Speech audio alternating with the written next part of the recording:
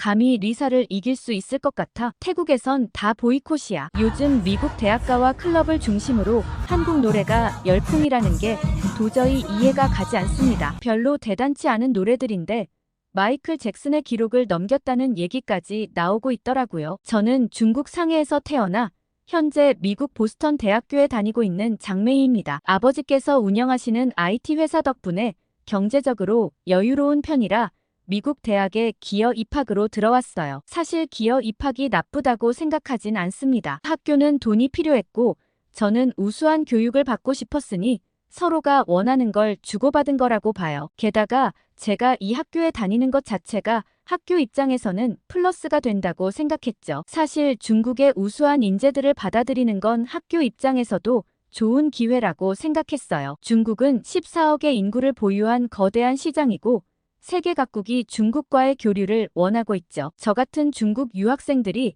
미래에 양국의 가교 역할을 할 수 있을 거라고 봤습니다. 게다가 중국인들은 자신감과 자부심이 넘치는 민족이에요. 그래서인지 무슨 일을 하든 대범하게 처리하는 편이죠. 처음 미국에 왔을 때도 전혀 두렵지 않았어요. 오히려 미국인들의 영어 발음이 이상하다고 느낄 정도였습니다. 중국어가 세계에서 가장 오래되고 아름다운 언어라고 자부하니까요. 그런데 미국에서 생활하면서 중국인들에 대한 오해가 너무 많다는 걸 알게 됐어요. 특히 위생관념에 대한 편견이 심했습니다. 중국인들이 지저분하고 씻지 않는다는 인식이 있더라고요. 하지만 전혀 사실이 아니었죠. 저만 해도 하루에 2번은 꼭 샤워를 하고 방 청소도 매일 하는 편이에요. 최근 SNS에서 중국인들이 공공장소에서 큰 소리로 떠들거나 볼일을 보는 영상이 자주 올라오는데 그건 정말 일부 몰지각한 사람들의 행동일 뿐입니다. SNS에서 중국인들의 부적절한 행동을 담은 영상만 골라서 올리니까 그런 오해가 더 커지는 것 같은데 아주 일부 중국인들이 하는 행동으로 전체 중국인들이 욕먹는 게 너무 속상하긴 해요. 요즘 젊은 중국인들은 대부분 매너도 좋고 깔끔한 편이에요. 물론 일부 중국 유학생들 중에는 돈만 믿고 건방지게 굴거나 예의 없이 행동하는 사람도 있긴 합니다. 하지만 그건 정말 극소수에 불과해요. 대다수의 중국 유학생들은 성실하고 예의 바른 학생들이죠. 저는 그런 일부 학생들 때문에 전체 중국 유학생들이 오해를 받는 게 안타깝더라고요. 최근에 중국에서 출시된 서유기를 모티브한 50 게임만 해도 그래요. 발매 2주 만에 전 세계 1,800만 장 판매고를 올렸고 북미 8월 게임 다운로드 순위 1위를 기록했습니다. 중국 사람들을 좋아하지 않는다면서 글로벌 이용자들이 게임을 해보고는 홀딱 반해버린 거죠. 일본이나 한국의 성과와는 차원이 다른 판매량이었어요. 게임 개발에 관심이 많은 학생으로 중국이 이런 성과를 올렸다는 사실 자체가 무척이나 자랑스럽더라고요. 아무튼 저는 50을 뛰어넘는 게임을 만들고 싶다는 목표로 게임에만 매달려 살고 있는데 얼마 전 정말 믿기 힘든 일을 겪었어요. 기말고사가 끝난 날이었는데 친구들이 꼭 클럽에 가야 한다며 저를 끌고 갔습니다. 평소에도 시험이 끝나면 친구들과 술자리를 갖거나 클럽에 가긴 했지만 그날은 특히나 가기 싫었어요. 하지만 친구들의 강요에 못 이겨 따라 나섰고 클럽에 도착했을 때는 이미 시험 끝난 대학생들로 북적이고 있었습니다. 모두들 음악에 맞춰 신나게 춤을 추고 있었죠. 저는 구석자리에 앉아 칵테일을 마시고 있었어요. 그런데 갑자기 어떤 노래가 나오자마자 클럽 안의 분위기가 달라졌습니다. 사람들이 환호성을 지르며 열광하기 시작했어요. 옆에 있던 친구들도 춤추러 가야겠다며 자리를 박차고 일어나 스테이지로 향했죠. 저는 고개를 갸우뚱할 수밖에 없었어요. 평소 노래를 자주 듣지는 않지만 인기 있는 노래는 대부분 알고 있는 편인데 처음 듣는 노래였거든요. 도대체 무슨 노래길래 이렇게 난리인가 싶어서 휴대폰을 꺼내 검색해봤습니다. 검색 결과 한국 가수 로제의 신곡이었어요. 발매된 지 얼마 되지도 않았는데 벌써 빌보드 차트 1위를 기록하고 있었죠. 그런데 더 놀라운 건 따로 있었습니다. 클럽 안의 모든 사람들이 한국어로 떼창을 하고 있었어요. 그것도 아주 정확한 발음으로 아파트라는 단어를 외치고 있었죠. 사실 아파트는 영어로 하면 절대 저런 발음이 나올 수 없는데 말이에요. 그런데 미국 대학생들이 한국어 발음을 그대로 따라하고 있었습니다. 도대체 이 노래의 어떤 점이 이렇게 매력적인 걸까 의문이 들었어요. 한국은 노래든 드라마든 뭘 내놓기만 하면 무조건 1위를 한다는 게 정말 소름 끼쳤습니다. 혹시 불법적인 방법으로 트래픽을 조작해서 차트 순위를 올리는 건 아닌가 하는 의심까지 들 정도였어요. 하지만 클럽에서 본 광경은 분명 진짜였습니다. 수백 명의 미국 대학생들이 자발적으로 한국 노래를 따라 부르며 즐기고 있었으니까요. 이건 어떤 조작으로도 만들어낼 수 없는 진정성이 있었죠. 게다가 이런 현상이 비단 음악뿐만이 아니었어요. 한국 드라마는 넷플릭스에서 독보적인 시청률을 기록하고 있었고, 한국 영화는 아카데미상을 휩쓸었습니다. 물론 게임은 중국이 훨 뛰어나지만 이 분야만큼은 인정할 만하다는 생각이 들기도 했죠. 그런데 신기하게도 로제의 아파트 노래가 끝나자 클럽의 열기도 한풀 꺾였어요. 다들 자리로 돌아왔는데 친구들은 이 노래에 대해 엄청난 찬사를 보냈습니다. 단순하면서도 재미있고 마치 한국 사람들이 노는 문화에 자연스럽게 녹아드는 기분이라 너무 좋다고 얘기했어요. 친구들은 이 노래가 미국에서 이렇게 인기를 끄는 이유에 대해 분석하기 시작했습니다. 로지타는 만약 로제가 이 노래를 미국 스타일에 맞춰 만들었다면 이렇게 흥미롭지 않았을 거라고 말했어요. 오히려 한국적인 느낌이 그대로 살아있기 때문에 더 매력적으로 다가온다는 거였죠. 미카엘은 한국 사람들이 자기 문화를 홍보하는 방법까지 너무나도 잘 알고 있다고 감탄했어요. 예를 들어 이 노래도 단순히 음악으로만 끝나는 게 아니라 SNS에서 따라할 수 있는 챌린지부터 시작해서 게임까지 만들어냈다는 거였습니다. 그런데 갑자기 차이루이가 그건 그렇다 쳐도 로제는 좀 아니지 않냐는 얘길 꺼냈어요. 뜬금없이 로제 얘길 꺼낸 거죠. 모두들 의아해서 차이루이를 쳐다봤습니다. 차이루이는 태국 출신 유학생인데 평소에도 블랙핑크를 굉장히 좋아하는 친구였다고 기억하거든요. 차이루이는 로제가 감히 리사를 이길 수 있을 것 같냐면서 아파트 노래 자체가 전부 브루노마스 덕분이라고 얘기했어요. 리사는 그런 피처링 없이도 충분히 차트에 들 수 있다고 얘기했죠. 그런데 친구들은 리사가 솔로 앨범을 냈다는 사실조차 몰랐기 때문에 의아했습니다. 그리고 차이루이가 블랙핑크 팬이라면서 로제는 왜 싫어하는지 의문이었죠. 그러자 미카엘은 로제는 이번 아파트 노래로 스포티파이 1위에 영국 차트 4위로 역대급 기록인데 리사 노래는 스포티파이도 8위고 빌보드 차트도 70위인데 라고 얘기했어요. 그러자 차이루이는 그 순위는 곧 내려갈 거니까 똑똑히 지켜보라고 하고는 물 한 잔을 벌컥 마시더니 가버렸어요. 로지타의 말을 들어보니 차이루이는 블랙핑크 팬이 아니라 리사의 팬이라고 하더라고요. 그러면서 한국은 리사를 가질 자격이 없다며 블랙핑크의 다른 멤버들 SNS에는 악플을 달고 보이콧 운동까지 한다고 했어요. 저는 도대체 그렇게까지 싫어할 이유가 있냐고 물어봤더니 그게 다 태국 내의 반한 감정 때문이라고 하더라고요. 자세히는 모르겠지만 한국에서 태국인들 불법 체류 문제를 심각하게 받아들이니까 적반하장으로 태국에서 반한 운동을 펼치고 있다고 했어요. 차이루이 때문에 분위기가 싸해지자 로지타가 분위기를 풀어야겠다고 얘기했어요. 그러더니 로제의 아파트를 보고 아파트 게임까지 배워왔다며 같이 한번 해보자고 제안했습니다. 처음엔 별 기대 없이 시작했는데 게임이 매우 단순했음에도 불구하고 너무 재미있더라고요. 손으로 아파트 모양을 만들고 층수를 외치면서 박자를 맞추는 게임이었는데 실수하면 벌칙으로 술을 마시는 방식이었죠. 게임을 하면 할수록 분위기는 더욱 고조되었어요. 처음에는 어색했던 동작들도 점점 자연스러워졌고 실수를 하면 다 같이 웃으며 즐기는 모습이 정말 재미있었습니다. 특히 박자감이 없는 친구가 계속 실수를 해서 우리 모두 배꼽을 잡고 웃었어요. 친구들은 이런 게임을 만든 한국 사람들과 한번 술을 마셔보고 싶다고 했어요. 이런 재미있는 게임 말고도 분명 더 많은 게 있을 거라며 기대에 찬 눈빛을 보이더라고요. 친구들은 한국 예능에서 본 게임들도 종류가 엄청 많이 있다면서 한국 사람들은 놀 줄 아는 사람들인 것 같다고 얘기했어요. 그때 갑자기 앤드류가 예전에 한국에 교환학생으로 다녀온 적이 있다고 말했습니다. 그러자 모든 시선이 앤드류에게 쏠렸어요. 다들 앤드류의 이야기를 궁금해했죠. 앤드류는 한국에는 주도라는 독특한 술자리 문화가 있다면서 여럿이 모여 술을 마실 때 한 사람이 술자리를 이끌어가는 문화라고 설명했어요. 게다가 한국 술은 도수도 굉장히 높은 데다가 술게임도 정말 다양하다고 했어요. 소주와 맥주는 물론이고 폭탄주라는 것도 있다면서 처음 마셨을 때는 정신을 차릴 수 없을 정도로 독했다고 했습니다. 하지만 한국 사람들은 그런 독한 술도 게임을 하면서 즐겁게 마신다고 했어요. 한 번은 한국 친구들과 술자리를 가졌는데 게임을 하다 보니 어느새 새벽이 되어 있었다고 하더라고요. 369 게임이나 손병호 게임 그리고 초성 게임 등 셀 수 없이 많은 게임들을 배웠다고 했어요. 특히 한국 사람들은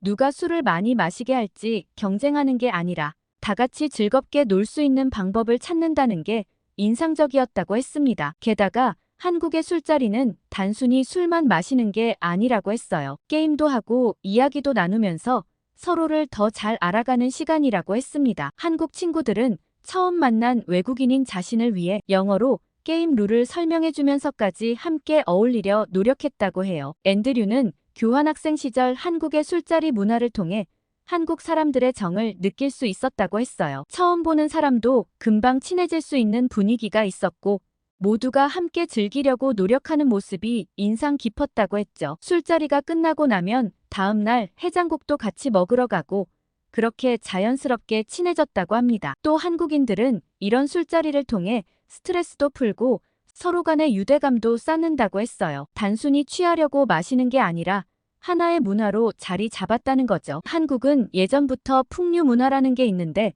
한국 사람들은 삶의 여유를 즐길 줄 아는 민족이라고 하더라고요. 앤드류의 말을 듣고 모두들 더 한국에 가고 싶다는 열망이 커진 것 같았어요. 저도 궁금해지더라고요. 친구들과 이야기를 나누다가 화장실에 가고 싶어져서 자리에서 일어났어요. 클럽의 화장실은 꽤 깨끗한 편이라 마음에 들었는데 볼일을 다 보고 나가려는데 밖에서 사람들이 이야기하는 소리가 들렸습니다. 제 친구들의 목소리가 아니었죠. 처음엔 대수롭지 않게 여기고 문을 열려고 했는데 그들의 대화 내용을 듣자마자 순간 화가 치밀었어요. 당장 밖으로 나가 따지고 싶은 마음이 들었지만 결국 화장실 칸막이 안에서 그들의 이야기를 묵묵히 들을 수밖에 없었습니다. 두 사람은 중국인 유학생들에 대해 험담을 하고 있었어요. 특히 올해 초에 있었던 한 사건을 이야기하고 있었는데 그 일은 저조차도 인상을 찌푸리게 했던 일이었죠. 신입생이었던 한 중국인 유학생이 강의실에서 수업을 듣고 난 뒤에 화장실을 찾지 못해 강의실 구석에서 볼일을 보고 도망쳤던 사건이었어요. 그날은 평소와 다름없는 월요일이었습니다. 아침 10시 수업이 끝나고 다들 강의실을 나섰는데 그 학생은 화장실이 어디 있는지 몰라 계속 헤매고 있었다고 해요. 영어도 서툴러서 다른 학생들에게 물어보지도 못했다고 하더라고요. 결국 더 이상 참지 못하고 비어있는 강의실 구석에서 볼일을 보고 도망쳤던 거죠. 그날 그 강의실에서 다음 수업이 있으셨던 브라운 교수님은 원래 깔끔하기로 유명한 분이었어요. 수업 시작 전에 항상 강의실 창문을 열어 환기를 시키고 책상이 반듯하지 않으면 직접 정리하실 정도로 청결에 엄격하신 분이었죠. 교수님은 강의실에 들어서자마자 코를 찌르는 악취와 끔찍한 광경을 목격하셨고 대단히 화가 나셨어요. 즉시 수업을 취소하시고 학교 관리부에 연락해서 CCTV 확인을 요청하셨죠. 결국 모든 영상을 꼼꼼히 조사한 끝에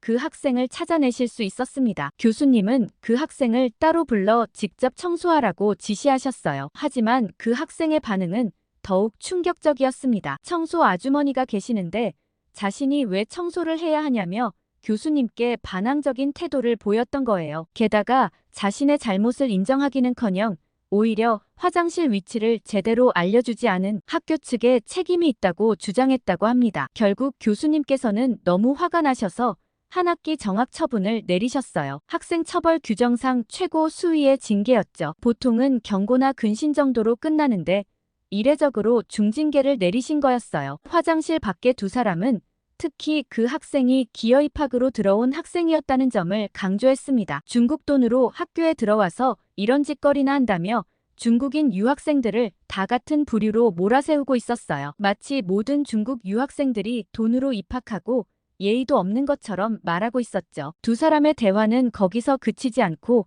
계속해서 이어졌어요. 중국인들은 돈만 있으면 다 된다고 생각한다느니, 기본적인 예의도 모른다느니, 미국 문화는 전혀 이해하려 하지 않는다느니 하는 말들이 끊임없이 이어졌습니다. 저는 얼마나 많은 중국 유학생들이 열심히 공부하고 있는지 잘 알고 있어요. 수업 시간에 늘 앞자리에 앉아서 필기하고 과제도 성실하게 제출하고 조별 과제에서도 자신의 몫을 다하는 학생들이 많습니다. 저 역시 그런 학생 중 한 명이었죠. 하지만 그들의 눈에는 그런 모습은 보이지 않는 것 같았어요. 한 사람의 잘못된 행동이 모든 중국 유학생들에 대한 편견이 되어버린 현실이 너무나도 가슴 아팠습니다. 나는 그렇지 않다고, 우리 모두가 그렇지 않다고 당장 나가서 말하고 싶었고 너무 속상했지만 그 애들이 나갈 때까지 가만히 있을 수밖에 없었어요. 한참을 화장실 칸 안에 있다가 겨우 밖으로 나올 수 있었습니다. 일부 중국 학생들 때문에 모든 중국인이 욕을 먹어야 하는 현실이 너무 화가 났죠. 그렇게 친구들이 있는 자리로 돌아가려는데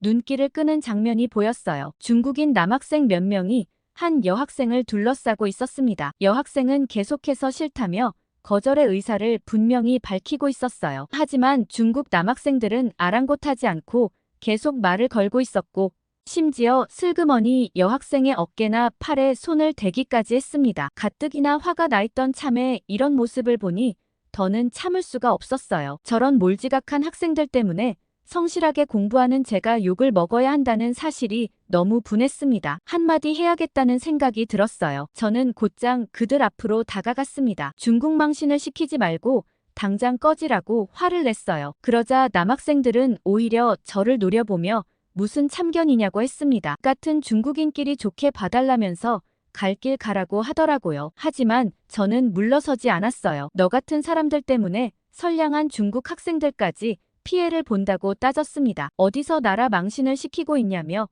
여학생이 싫다고 하는 걸 못 봤냐고 화를 냈어요. 그러자 갑자기 한 남학생이 제게 손을 들었습니다. 그 순간 저는 반사적으로 눈을 질끈 감았어요. 하지만 예상했던 충격은 오지 않았죠. 대신 누군가가 그의 손을 탁 하고 잡는 소리가 들렸어요. 놀라서 눈을 떠보니 한 동양인 여학생이 남학생의 손목을 꽉 잡고 있었습니다. 여학생은 차가운 목소리로 할 짓이 없어서 어디 여자를 때리려 하냐며 당장 꺼지라고 말했어요. 손목을 잡힌 남학생은 부들부들 떨면서 손을 빼려고 했습니다. 하지만 여학생의 손아귀 힘이 너무 강했는지 도저히 빼지 못하는 것 같았어요. 얼굴이 새빨개져서는 어쩔 줄 몰라 하는 모습이 우스워 보일 정도였습니다. 남학생은 계속해서 손목을 빼려고 애를 썼지만 전혀 소용이 없었어요. 오히려 더 세게 잡히는 것 같았죠. 여학생의 힘이 얼마나 셌는지 남학생의 얼굴이 점점 창백해져 갔습니다. 주변에 있던 다른 남학생들도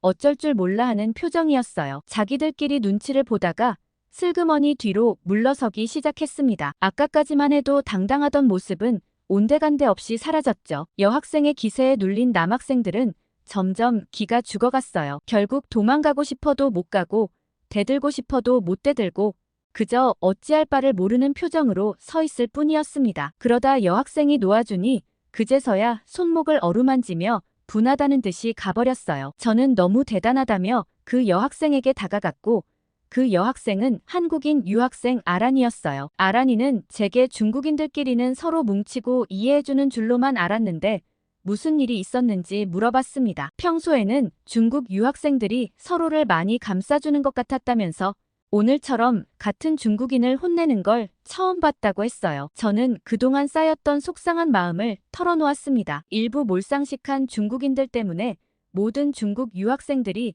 오해를 받는 현실이 너무 힘들다고 말했어요. 아무리 열심히 공부하고 모범적으로 생활해도 소수의 문제적인 행동 때문에 다들 중국인을 색안경 끼고 본다고 설명했죠. 특히 오늘 화장실에서 들었던 이야기도 털어놓았어요. 한 학생의 잘못된 행동 때문에 모든 중국 유학생들이 매도당하는 현실이 너무 속상했다고 말했습니다. 저처럼 성실하게 공부하고 학교의 규칙을 잘 지키는 학생들도 많은데 그런 노력은 아무도 알아주지 않는다고 했어요. 아란이는 제 말을 진지하게 들어주었어요. 사실 자신도 중국인은 다 그런 줄로만 알았는데 제 이야기를 듣고 보니 그게 아닐 수도 있겠다는 생각이 든다고 했습니다. 선입견을 가지고 있었던 자신을 돌아보게 됐다고 하더라고요. 그러면서 아란이도 자신의 고민을 이야기해 주었어요. 한국인이라서 힘든 점이 있다고 했습니다. 한국인에 대한 이미지가 워낙 좋다 보니 혹시라도 그 이미지에 누가 될까봐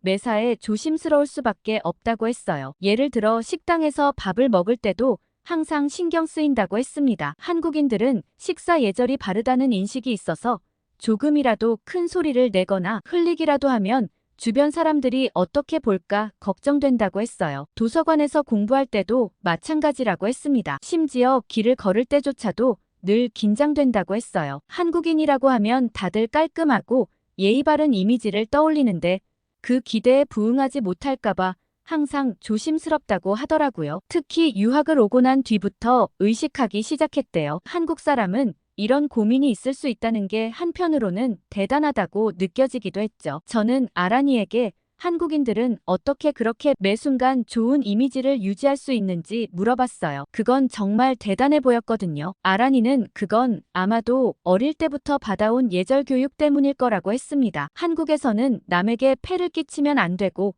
사람 사이의 예절을 지켜야 한다는 교육을 매우 철저하게 받는다고 해요. 유치원에 다닐 때부터 인사 예절부터 시작해서 밥 먹을 때의 예절이나 어른을 대하는 예절, 공공장소에서의 예절 등을 배운다고 했습니다. 실제로 한국에서는 지하철이나 버스에서 어르신들께 자리를 양보하는 게 당연하고 공공장소에서 큰 소리로 떠들거나 남에게 피해를 주는 행동을 하면 눈총을 받는다고 했어요. 그만큼 예절을 중요하게 여기는 문화라고 합니다. 한국에서는 이런 예절 교육이 학교에서만 이루어지는 게 아니라고 해요. 가정에서도 부모님들이 아이들에게 늘 예절을 강조하고 TV 프로그램이나 광고에서도 공공예절의 중요성을 자주 다룬다고 했습니다. 그래서 한국 사람들은 자연스럽게 예의 바른 행동이 몸에 배어 있는 것 같다고 설명했어요. 물론 모든 한국인이 다 그런 건 아니지만 대체로 기본적인 예절은 잘 지킨다고 했습니다. 한참 이야기를 나누다가 문득 궁금한 게 생각났어요. 아까 그 남학생이 손목을 빼려고 안간힘을 썼는데도 꿈쩍도 못하던 게 신기했거든요. 도대체 어떻게 한 거냐고 물어봤어요. 아란이는 어렸을 때부터 태권도를 배웠고 지금도 계속 수련하고 있다고 했어요. 그냥 남학생의 힘을 역이용해서 손을 쥐고 있었을 뿐이라며 별거 아니라는 듯이 말했습니다. 저는 태권도라는 운동을 처음 들어봤다고 했어요. 중국에도 쿵푸나 우슈 같은 전통 무술이 있지만 태권도는 들어본 적이 없었거든요. 그러자 아란이 태권도는 한국의 전통 무술이라고 설명해 주었습니다. 아란이의 설명으로는 태권도가 단순히 싸움을 위한 운동이 아니라고 했어요. 오히려 정신수양과 인성교육이 더 중요한 스포츠라고 했습니다. 예의와 절제, 인내심을 기르는 것이 태권도의 핵심이라고 하더라고요. 특히 한국에서는 어린이들이 대부분 한 번쯤은 태권도를 배운다고 했어요. 체력도 기르고 예절도 배울 수 있어서 학부모들이 선호하는 운동이라고 했습니다. 실제로 아란이도 초등학교 때부터 태권도를 시작했다고 하더라고요. 태권도장에서는 수련 시작 전에 반드시 예의를 갖추고 인사를 한다고 했어요. 또 도복을 입을 때도 띠를 맬 때도 모두 정해진 예절이 있다고 합니다. 이런 기본적인 예절부터 시작해서 점점 더 높은 수준의 기술을 배워간다고 했어요. 아란이는 태권도가 단순한 운동이 아니라 하나의 예술이라고 생각한다고 했습니다. 발차기 하나하나에도 과학적인 원리가 숨어 있고 그 동작들이 모여 하나의 완벽한 품새를 만들어낸다고 설명했어요. 그날 집으로 돌아가는 길에 저는 태권도에 대해 자세히 찾아보게 되었습니다. 인터넷에서 본 영상들은 정말 감탄스러웠어요. 절제된 동작 하나하나가 힘이 있으면서도 우아했고 마치 춤을 추는 것 같은 아름다움이 있었습니다. 특히 품새라는 것이 눈길을 끌었어요. 정해진 순서대로 동작을 이어가는 모습이 마치 무용수의 공연 같았습니다. 거기에 파워풀한 발차기와 날렵한 손동작이 더해져 독특한 매력을 만들어냈어요. 문득 이런 태권도의 동작들을 게임으로 만들면 어떨까 하는 생각이 들었습니다. 세계의 게임 시장은 크지만 이런 독특한 무술을 소재로 한 게임은 많지 않았거든요. 태권도의 멋진 동작들을 3D로 구현하면 정말 멋진 게임이 될 것 같았어요. 하지만 게임을 만들기 전에 먼저 태권도를 직접 배워봐야 할 것 같았습니다. 실제로 수련해보지 않고는 그 진정한 매력을 게임에 담아낼 수 없을 것 같았어요. 그래서 직접 배워보고 싶다는 생각을 하게 되고 아란이에게 다시 연락해봤어요. 저는 아란이에게 혹시 배우는 도장을 한번 가볼 수 있는지 물어봤어요. 아란이는 얼마든지 괜찮다며 흔쾌히 허락해 주었습니다. 태권도에 관심 있는 사람이 있다는 게 반갑다면서 관장님께도 미리 말씀드려 놓겠다고 했어요. 며칠 후 아란이와 함께 그녀가 다니는 태권도장을 방문하게 되었습니다. 도장 앞에 도착했을 때부터 뭔가 분위기가 남달랐어요. 평범한 건물이었지만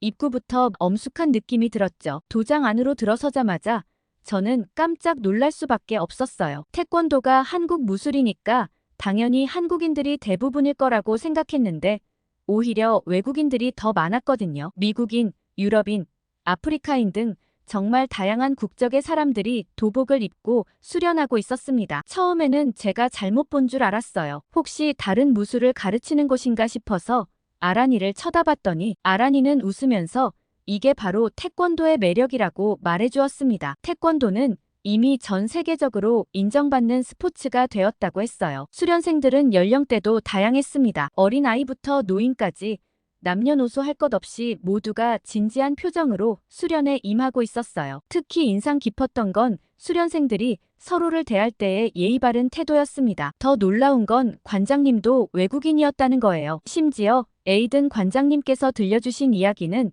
더욱 믿기 어려울 정도였습니다. 관장님은 이 지역 출신으로 어린 시절부터 힘든 환경에서 자랐다고 했어요. 그런데 10대 시절 비행 청소년 그룹에 가담했고 결국 18세의 강도 혐의로 체포되어 교도소에 수감되었다고 하시더라고요. 이렇게 온순하고 따뜻한 관장님이 과거에 교도소에 수감될 정도였다니 놀라웠죠. 그런데 교도소에서의 생활이 오히려 인생의 전환점이라는 얘기를 하셨습니다. 그 교도소에서 김사범님을 만났다고 하더라고요. 그때 교도소에서는 청소년 수감자들을 대상으로 재활 프로그램이 운영되고 있었는데 김사범님은 태권도 세계화 프로그램의 일환으로 파견되어 그 재활 프로그램을 운영하셨대요. 당연히 에이든 씨는 태권도 수업 따위에 관심이 없었지만 태권도 수업을 듣지 않으면 강도 높은 직업교육을 받아야 했기 때문에 차선책으로 태권도 수업을 듣기 시작했다고 했어요. 그런데 점차 태권도의 철학과 정신에 매료되기 시작하셨다고 해요. 무엇보다 김사범님의 영향력이 컸던 탓이죠. 김사범님께 배웠던 건 태권도 그 자체가 아니라